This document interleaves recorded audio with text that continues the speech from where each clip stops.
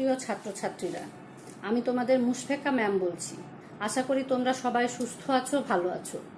আগের লেসনে আমি সনেট সম্পর্কে তোমাদের সংক্ষিপ্ত ধারণা দিয়েছি। আজকে আমরা উইলিয়াম শেক্সপিয়ারের সনেট নাম্বার 18 পড়ব। তার আগে উইলিয়াম শেক্সপিয়ার সম্বন্ধে একটু জেনে নিই।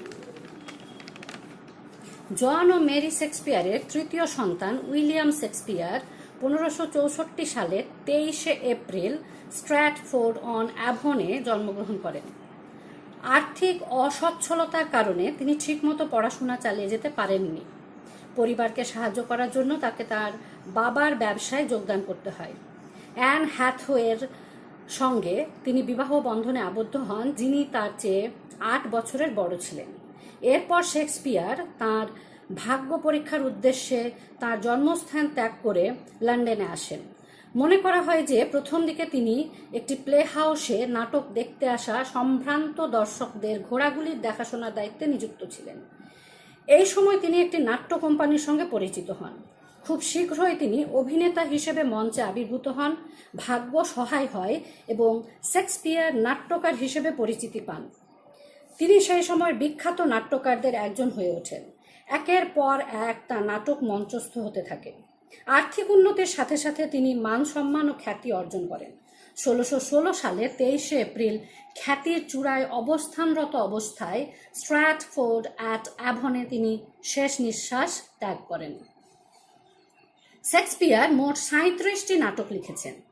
তার বিখ্যাত নাটকগুলির মধ্যে কয়েকটি হল Hamlet, King Lear, Macbeth, Othello, as you like it, a midsummer night's dream, 12th night, the Tempest ইত্যাদি।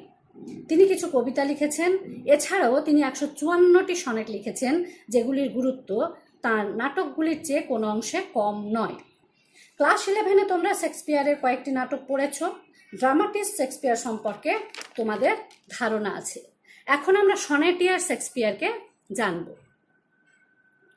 আগের লেসনে আমরা জেনেছি সনেট নাম্বার 18-এ শেক্সপিয়ার তার বন্ধুর সৌন্দর্য বর্ণনা করেছেন এবং এই বন্ধুটি হলেন সম্ভবত আর্ল অফ সাদাম্পটন। এবার আমরা সরাসরি সনেটটি পড়ব এবং শেক্সপিয়ার তার বন্ধুর সৌন্দর্য কিভাবে বর্ণনা করেছেন সেটি বোঝার চেষ্টা করব। কবিতাটি আমি তোমাদের জন্য একবার পড়ে দিচ্ছি। Shall I compare thee to a summer's day? Shall I compare thee to a summer's day? Thou art more lovely and more temperate. Rough winds do shake the darling birds of May, and summer's lease hath all too short a date. Sometime too hot the eye of heaven shines, and often is his gold complexion dimmed. And every fair from fair sometime declines, by chance or nature's changing course untrimmed. But thy eternal summer shall not fade, nor lose possession of that fair thou wearest. Nor shall death brag thou wanderest in his shade, when in eternal lines to time thou growest. So long as men can breathe or eyes can see, so long lives this, and this gives life to thee. এই হলো কবিতাটি। এবার আমি সনেটটি line by line পড়ব এবং illustrate করব। Shall I compare thee to a summer's day? লক্ষ্য করো, কবিতাটি শুরু হচ্ছে কোয়েশ্চেন মার্ক বা প্রশ্ন চিহ্ন দিয়ে। The poem starts with a question mark. Shall I compare thee to a summer's day? কবি প্রশ্ন করছেন, আমি কি তোমাকে একটি গ্রীষ্মের দিনের সাথে তুলনা করব? গ্রীষ্মের দিন কেন?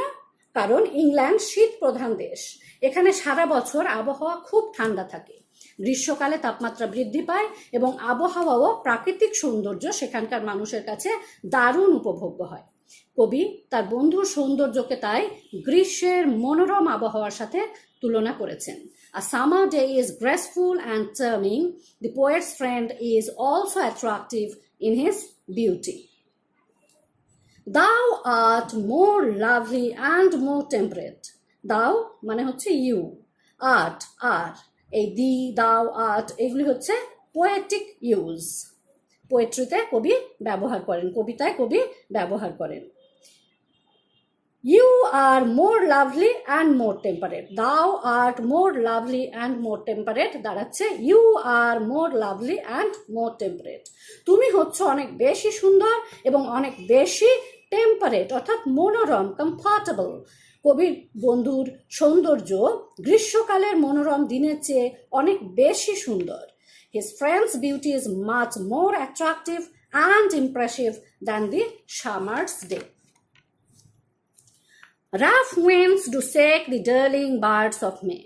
Rough winds, high winds, stormy winds, ঝোড়ো হাওয়া।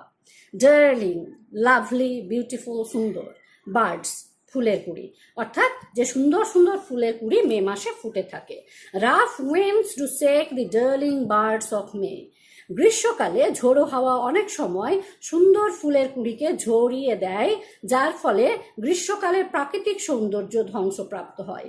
The high wind often affects the lovely beauty of the little sweet and tender birds of May. And summer's lease hath all to sort a date. Lease একটি legal term, যার অর্থ হলো ইজারা। এটি চুক্তি অর্থে ব্যবহৃত হয়। এখানে লিজ কথাটি টাইম স্প্যান বা ডিউরেশন অফ টাইম অর্থাৎ সময়কাল বোঝানোর জন্য ব্যবহৃত হয়েছে। হ্যাথ হ্যাজ এর poetic use hath. A date, period, a specific time, নির্দিষ্ট সময়। টু শর্ট, খুব অল্প। And summer's lease hath all to sort a date. The season of summer has a fixed period. অর্থাৎ গ্রীষ্মকালে যে প্রাকৃতিক সৌন্দর্য দেখা যায় সেটিও ক্ষণস্থায়ী। The beauty in the world of nature which is loud in summer has a very short stay. Sometime too hot the eye of heaven shines. Too hot, very hot, scorching, ভীষণভাবে উত্তপ্ত। Eye of heaven, sun, সূর্যকে বলা হচ্ছে eye of heaven। সূর্যকে কবি স্বর্গের চোখের সাথে তুলনা করেছেন। সাইন্স, কিরণ দেয়, দীপ্তি দেয়। Sometime too hot the eye of heaven shines. Occasionally the sun grows extremely hot and becomes scorching rather than pleasing. কখনো কখনো সূর্য অতিরিক্ত উত্তপ্ত কিরণ দেয় এবং এটি আমাদের কাছে কষ্টকর মনে হয়। And often is his gold complexion dimmed. His, এখানে হিজ বলতে বোঝানো হচ্ছে সূর্যকে। Gold complexion, golden rays of the sun. Complexion মানে গায়ের রং। সূর্যের সোনালী রশ্মিকে কবি সূর্যের সোনালী গায়ের রং হিসেবে বর্ণনা করেছেন। ডিমড বিকামস পেল, বিবর্ণ হয়ে যাওয়া। অর্থাৎ সূর্যের গোল্ডেন কমপ্লেকশন ও চিরন্তন নয়, পার্মানেন্ট নয়। And often is his gold complexion dimmed. এবং প্রায়ই তার অর্থাৎ সূর্যের সোনালী বর্ণ ফ্যাকাশে বা বিবর্ণ হয়ে যায়। গ্রীষ্মকালে সূর্যের যে সোনালী কিরণে চারিদিক উদ্ভাসিত হয়ে ওঠে সেই সোনালী কিরণও চিরস্থায়ী নয়।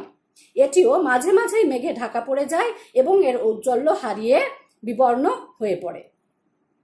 The beauty of the sun is not as pleasant and steady as that of the poet's friend. কবির বন্ধু সৌন্দর্যের কাছে সূর্যের সৌন্দর্য ক্ষীণ এবং ক্ষণস্থায়ী। And every fair from fair sometime declines. এখানে প্রথম যে ফেয়ার, এভরির পরে যে ফেয়ার, ফার্স্ট ফেয়ার, সেটা বোঝাচ্ছে সমস্ত সুন্দর বস্তু, অল বিউটিফুল অবজেক্টস। এবং দ্বিতীয় ফেয়ার, ফ্রমের পরে যে ফেয়ার, সেকেন্ড ফেয়ার, সেটা হচ্ছে সৌন্দর্যকে বোঝাচ্ছে, beauty as a whole. Declines, decreases gradually. And every fair from fair sometime declines. এবং প্রত্যেক সুন্দর বস্তু কখনো না কখনো তার সৌন্দর্য হারায়। Every fair element of nature loses its beauty in course of time. By chance or nature's changing course untrained. By chance, দুর্ঘটনাক্রমে বা ভাগ্যতাড়িত হয়ে। Nature's changing course, the law of natural process of decay, প্রাকৃতিক নিয়মে স্বাভাবিক অবক্ষয়। Untrained, এখানে unchanged বোঝানো হয়েছে। By chance or nature's changing course untrained, অর্থাৎ by accident or in course of time, every fair element loses its charm and loveliness. দুর্ঘটনাবশত অথবা সময়ের সাথে সাথে প্রত্যেক সুন্দর বস্তু তার সৌন্দর্য এবং মহিমা হারিয়ে ফেলে। but thy eternal summer shall not fade. এখানে দাই হচ্ছে your, এটাও পোয়েটিক ইউজ। ইটার্নাল সামার, চিরন্তন গ্রীষ্মকাল, everlasting summer. Fade, lose colour or freshness, বিবর্ণ হয়ে যাওয়া, অস্পষ্ট হয়ে যাওয়া। But the eternal summer shall not fade, কিন্তু তোমার চিরন্তন গ্রীষ্মকাল অর্থাৎ তোমার চিরন্তন সৌন্দর্য কখনো বিবর্ণ হবে না, ম্লান হবে না। পৃথিবীর সমস্ত সুন্দর থেকে সুন্দরতর বস্তু একসময় তার সৌন্দর্য বা মহিমা হারালেও কবির বন্ধুর সৌন্দর্য কোনো দিনও বিবর্ণ হবে না, তার সৌন্দর্য চিরস্থায়ী। দি poet assures that the summer or youthful beauty in his friend would never fade, nor lose possession of that fair the west. Possession, দখল, অধিকার, fair, beauty, সৌন্দর্য, west, possess, own, অধিকারে থাকা। nor lose possession of that fair the west. তুমি যে সৌন্দর্যের অধিকারী সেই সৌন্দর্য থেকে তুমি কোনোদিন বঞ্চিত হবে না, তোমার সৌন্দর্য চিরকাল তোমার অধিকারেই থাকবে। The friend of the poet does not lose in the least his loveliness. Nor shall death brag the wondrous in his said. Death is here personified. Death বা মৃত্যুর ওপর এখানে ব্যক্তি সত্তা আরোপ করা হয়েছে। ব্র্যাগ, বোস্ট, অহংকার করা, দম্ভ প্রকাশ করা। Wondrous, wonder, ঘুরে বেড়ানো। shed, ছায়া। Nor shall death brag the wondrous in his said. মৃত্যুও গর্ব করে বা দম্ভ ভরে বলতে পারবে না যে তুমি তার অন্ধকারাচ্ছন্ন ছায়ায় ঘুরে বেড়াবে। Death will never enjoy its triumph over the poet's friend.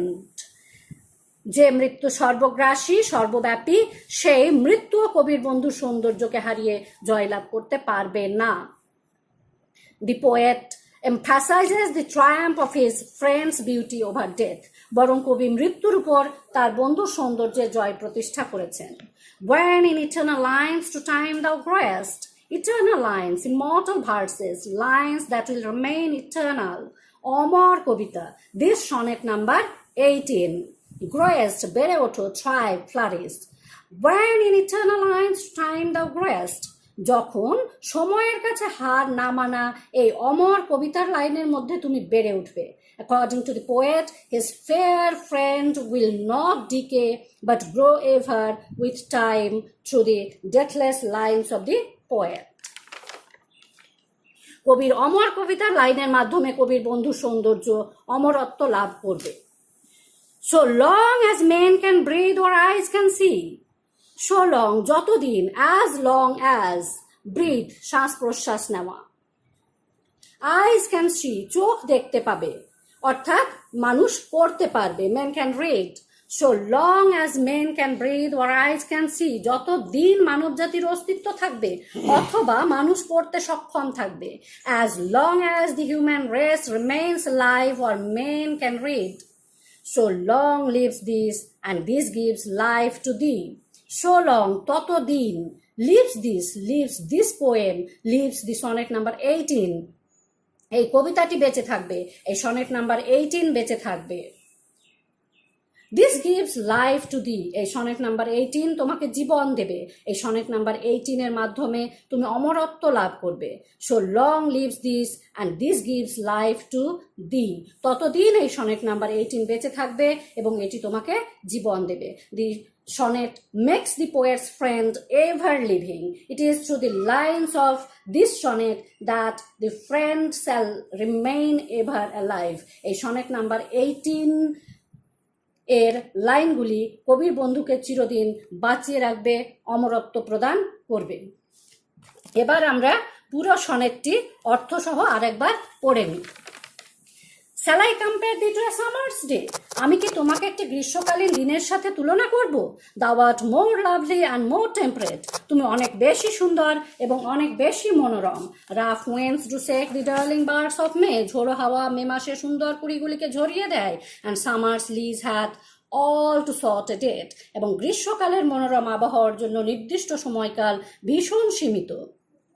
Sometime too hot the eye of heaven shines. কখনো কখনো সূর্য বেশি উত্তপ্তভাবে কিরণ দেয়, and often is his gold complexion dimmed, এবং প্রায়ই তার অর্থাৎ সূর্যের সোনালী রং বিবর্ণ হয়ে যায়, and every fair from fair sometimes declines, এবং প্রতিটি সুন্দর বস্তু কখনো না কখনো তার সৌন্দর্য হারায়, by chance or nature's changing course untrimmed, দুর্ঘটনাবশত অথবা প্রকৃতির স্বাভাবিক পরিবর্তনশীল ছন্দে। But the eternal summer shall not fade, কিন্তু তোমার চিরন্তন গ্রীষ্ম অর্থাৎ তোমার চিরন্তন সৌন্দর্য কখনো বিবর্ণ হবে না। Nor lose possession of that fair thou owest, তোমার অধিকারে থাকা সৌন্দর্য তুমি কোনোদিন হারাবে না।